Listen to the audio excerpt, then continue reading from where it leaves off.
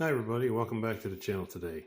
Today at Kentucky Tacklebox, I want to talk about fish scales, and in particular, this is a fish scale I purchased earlier this year from Bass Pro Shops. It's one of their in-house model scales, and it's got a digital readout, and then it has the display buttons on the top here. So if I turn it on, you'll see it kind of come up there, and you can it'll zero out, and then it'll show pounds and ounces, and I believe it has a few other functions that you can switch it around from as well. But for my purposes, I usually just want to use it for pounds and ounces. So with that said, I've had this in my tackle bag, and I've taken it out with me fishing a few times this year.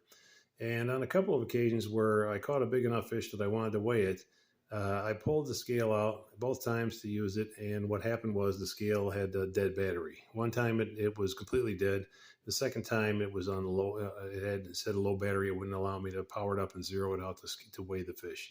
So I got to looking at the scale to try to understand what's going on, and it kind of occurred to me after looking at the scale that if you look at the very top of the scale from the side profile here, the buttons for the power and the function buttons are sticking up.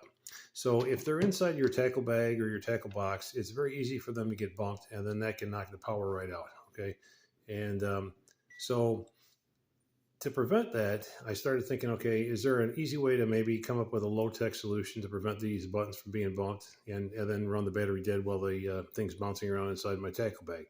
So I got to looking around the house to see if there was something I could use to maybe make some kind of guard or protector to protect the button. And this is what I've come up with. Let me just shut the power off here. So I found a piece of cork from like a coaster. Okay, and you can get these at most like grocery stores. They sell them for different sized drinks, tumblers and stuff to put on the table. And I just kind of used it to trace the outline of the pattern of the scale itself. So what I did is I kind of trimmed it so it has a couple of ears on the side, and it sits over the the buttons are still exposed here, but yet the things are. So basically, what it does is it acts kind of like a guard.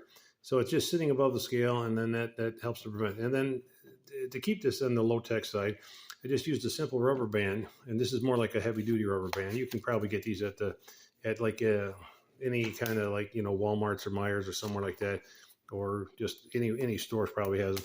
And then just basically doubled it up. So now that the rubber band's on there, it'll keep the guard from sliding off. And you can turn the scale upside down, and it's not going to go anywhere. And this way, with this in place, it's protecting the buttons so they don't get bumped and accidentally turn the scale on to power it on. So the idea is just to kind of put in this with this in my tackle bag. Hopefully the battery will stay alive until I need to use it the next time, because you never know when you're going to catch a big fish. I mean, I could go out tomorrow and catch one. It might be a couple weeks before I catch something that I really want to throw on a scale and take a weight on. So hopefully this will help you out. Unfortunately, just the way that this was designed, if the switch would have been maybe on the side here where my thumb is, as opposed to on the top, it would be less apt to get bumped. Or if it had just a more of a toggle switch to turn it on and off, that would have been nicer. But whoever designed this, they just designed it. That was their method for doing it. Unfortunately, it led to some problems when you put them in tackle bags. So if you have one of these scales and you've been having the same problem, you may want to take a look at this, because this might be just what you need to do. Come up with like a low-tech solution to protect the buttons so they don't inadvertently get bumped. And as always, thanks for watching the channel, and get out on the water when you can. It's a great time to be outdoors, and we've been going through some crazy weather again lately in Kentucky. If it's not hot, we're getting a chance of thunderstorms every day with the humidity. So at some point, we're going to finally get a break, and the weather's going to come our way. But it does not mean that you can't get out and fish either. There's still plenty of times in the morning and the evening to get out, before or after the bad weather, and when the weather's not too hot. So I hope to see you out on the water, and thanks. We'll see you at the next one. Bye.